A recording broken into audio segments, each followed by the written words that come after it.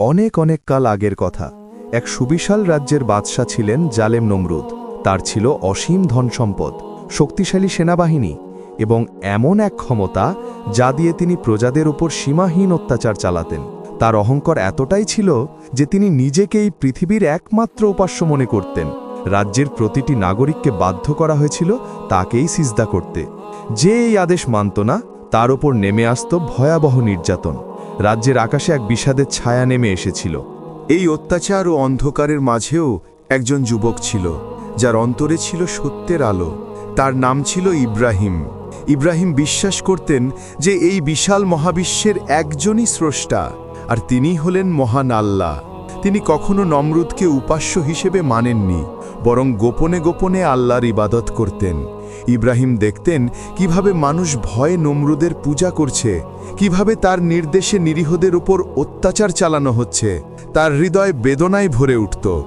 তখন ইব্রাহিম একাকী আকাশের দিকে তাকিয়ে হাত তুলে আল্লাহর কাছে বলল, হে আল্লাহ, তুমি ছাড়া আর কোনো ইলাহ নেই। এই জালিম বাদশাহর অহংকার তুমিই চূর্ণ করবে। এই অসহায় প্রজাদের উপর তোমার রহমত বর্ষণ করো। একদিন রাজকীয় সৈন্যরা ইব্রাহিমকে ধরে নিয়ে গেল বাদশাহ নমরুদের দরবারে। নমরুদ তার সোনা সিংহাসনে বসে আছেন, আর ইব্রাহিমকে ঘিরে আছে সৈন্যরা। বাদশাহ নমরুদ ইব্রাহিমকে বললেন, ওহে যুবক, আমি শুনেছি তুমি আমাকে তোমার প্রভু হিসেবে মানো না। তুমি নাকি কোনো এক অদৃশ্য সত্তার ইবাদত করো। তার সাহস কত! ইব্রাহিম তখন দৃঢ়তার সাথে বলল, হে বাদশাহ, আপনি ভুল বলছেন।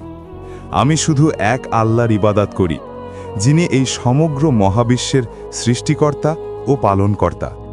তিনি এক, অদ্বিতীয়।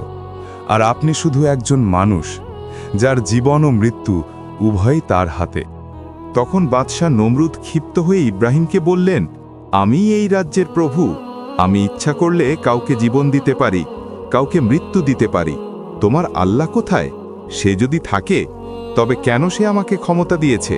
ইব্রাহিম শান্তভাবে বলল, আমার প্রভু এমন এক সত্তা, যিনি প্রতিদিন পূর্ব দিক থেকে সূর্য ওঠান। আপনি যদি সত্যিই প্রভু হন, তবে কাল সকালে সূর্যকে পশ্চিম দিক থেকে উঠিয়ে দেখান। ইব্রাহিমের এই যুক্তিতে নমরুদ কিং কর্তব্য বিমূঢ় হয়ে গেলেন। তার রাজদরবারের জ্ঞানী ব্যক্তিরাও কোনো উত্তর দিতে পারলেন না। নমরুদ ক্রোধে ফেটে পড়লেন। তিনি ইব্রাহিমকে বন্দী করার আদেশ দিলেন। ইব্রাহিমকে এক অন্ধকার কুঠুরিতে বন্দী করা হয়েছে। সৈন্যরা তার উপর অকথ্য নির্যাতন চালাচ্ছে। তারা তাকে নমরুদের উপাসনা করতে বাধ্য করার চেষ্টা করছে। সৈন্যরা ইব্রাহিমকে মারতে মারতে বলছে, এখনো সময় আছে, বাদশাকে প্রভু হিসাবে মেনে নাও, নইলে তোমার জীবনের শেষ হয়ে যাবে। ইব্রাহিম নির্যাতন সহ্য করে বলল, আমি মৃত্যুর ভয় করি না। আমার প্রভু আমার সাথে আছেন, তার হাতেই আমার জীবন ও মৃত্যু। তোমরা যা ইচ্ছা করো, আমি তার উপর থেকে আমার বিশ্বাস হারাব না। ইব্রাহিমের এই দৃঢ় বিশ্বাস নমরুদকে আরও ক্রুদ্ধ করে তুলল। তিনি ভাবলেন, এই যুবক যদি সাধারণ মানুষের সামনে মাথা নত না করে, তবে অন্যরা তাকে অনুসরণ করতে পারে। তাই তিনি একটি ভয়ঙ্কর পরিকল্পনা করলেন। রাজ্যের সবচেয়ে বড় মাঠে বিশাল এক অগ্নিকুণ্ড তৈরি করা হয়েছে। হাজার হাজার মানুষ ভয়ে জড়ো হয়েছে। নমরুদের নির্দেশে রাজ্যের সব কাঠ এনে তাতে ঢালা হয়েছে। চারপাশে নমরুদের সৈন্যরা দাঁড়িয়ে আছে। বাদশাহ নমরুদ তখন উচ্চস্বরে বললেন, হে আমার প্রজাগণ, এই যুবক আমার আদেশ অমান্য করেছে। সে আমার বদলে এক অদৃশ্য প্রভুর ইবাদত করে, তাই আমি তাকে আগুনে পুড়িয়ে মারব। তোমরা দেখো, আমার ক্ষমতার কাছে কোনো শক্তি টিকতে পারে না। নমরুদের নির্দেশে ইব্রাহিমকে একটি ঢালিতে করে বিশাল সেই অগ্নিকুণ্ডের দিকে নিয়ে যাওয়া হলো। ইব্রাহিম তখনও হাসি মুখে আল্লাহর কাছে প্রার্থনা করছেন। তার চোখে কোনো ভয় নেই। রাজ্যের মানুষ ভয়ে চোখ বন্ধ করে আছে। তারা ভাবছে এই পবিত্র যুবককে আর দেখতে পাবে না। ইব্রাহিমকে অগ্নিকুণ্ডের মধ্যে নিক্ষেপ করা হলো। মানুষ চিৎকার করে উঠল, কিন্তু এক অলৌকিক ঘটনা ঘটল। আগুন ইব্রাহিমকে স্পর্শ করল না। ইব্রাহিম দেখলেন আগুনের মধ্য দিয়ে এক সবুজ বাগান তৈরি হয়েছে, আর তিনি তার মাঝে শান্তিতে বসে আছেন। যখন ইব্রাহিমকে আগুনে নিক্ষেপ করা হলো, তখন আল্লাহ তাআলা আগুনকে আদেশ দিলেন, হে আগুন, তুমি ইব্রাহিমের জন্য শীতল ও শান্তিদায়ক হয়ে যাও।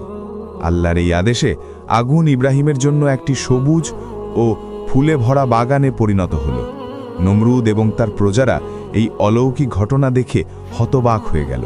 তাদের চোখ বিস্ফারিত হয়ে গেল। বাদশা নমরুদ চিৎকার করে বলে উঠলেন, এটা কিভাবে সম্ভব?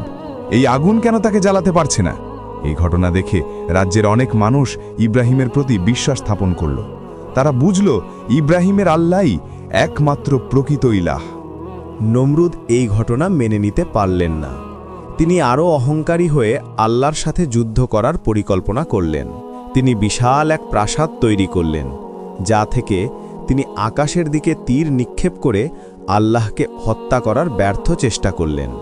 এরপর নমরুদের রাজ্যে এক রহস্যময় রোগ ছড়িয়ে পড়ল, যা তার সেনাবাহিনীকে দুর্বল করে দিল। নমরুদের এই অধ্যত্বের কারণে আল্লাহর গজব নেমে এলো। তার রাজ্যে এক ভয়ঙ্কর রোগ ছড়িয়ে পড়ল, তার সৈন্যরা দুর্বল হয়ে পড়ল। নমরুদ তখন এক অজানা পতঙ্গের আক্রমণের শিকার হলেন। একটি ছোট্ট মশা তার নাকে ঢুকে গেল এবং তার মস্তিষ্কে পৌঁছালো। ছোট্ট এই প্রাণীটির কারণে নমরুদ প্রচণ্ড যন্ত্রণায় ছটফট করতে লাগলেন। নমরুদ তার প্রাসাদে মাটিতে পড়ে ছটফট করছেন। তার মাথায় যন্ত্রণার কারণে বড় বড় আঘাতের চিহ্ন দেখা যাচ্ছে, কারণ সেই মশাটির যন্ত্রণা থেকে বাঁচতে তিনি নিজেকেই বারবার আঘাত করছিলেন। তার চারপাশে কোনো চিকিৎসক বা সৈন্য নেই, সবাই ভয়ে দূরে সরে গেছে। মশাটির যন্ত্রণা থেকে মুক্তি পাওয়ার জন্য নমরুদ বারবার তার মাথা মাটিতে আছড়ে মারতে লাগলেন। যে বাদশাহ নিজেকে পৃথিবীর প্রভু মনে করত, সেই অহংকারী বাদশাহর মৃত্যু হল একটি ছোট্ট পতঙ্গের কারণে। তার সমস্ত ক্ষমতা, সৈন্য, সম্পদ সবকিছু তার কোনো কাজে এলো না। এভাবেই এক অহংকারী শাসকের করুণ পরিণতি হল। সব শেষে ইব্রাহিম সেই রাজ্যের প্রধান ধর্মগুরু হিসাবে প্রতিষ্ঠিত হয়েছেন।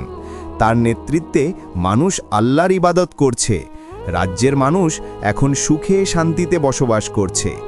নমরুদের মৃত্যুর পর রাজ্যের মানুষ সত্যকে মেনে নিল। তারা ইব্রাহিমের কাছে এসে আল্লাহর ইবাদত করা শুরু করল। ইব্রাহিম তাদের মধ্যে সত্যের আলো ছড়িয়ে দিলেন। এই গল্পের মূল শিক্ষা হল, ক্ষমতা, সম্পদ বা অহংকার দিয়ে সত্যকে চাপা দেওয়া যায় না।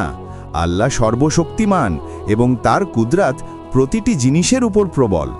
একজন ছোট্ট মশা দিয়ে তিনি এমন এক বাদশাকে ধ্বংস করে দিলেন যে নিজেকে প্রভু মনে করত। তাই কোনো অবস্থাতেই অহংকার করা উচিত নয়। অহংকার পতনের মূল। সত্যিকারের ক্ষমতা একমাত্র আল্লাহর হাতেই থাকে। পৃথিবীর কোনো শক্তি আল্লাহর কুদরতের সামনে দাঁড়াতে পারে না। তিনি একজন সামান্য মানুষ থেকে শুরু করে বিশাল সাম্রাজ্য পর্যন্ত সব কিছু নিয়ন্ত্রণ করেন।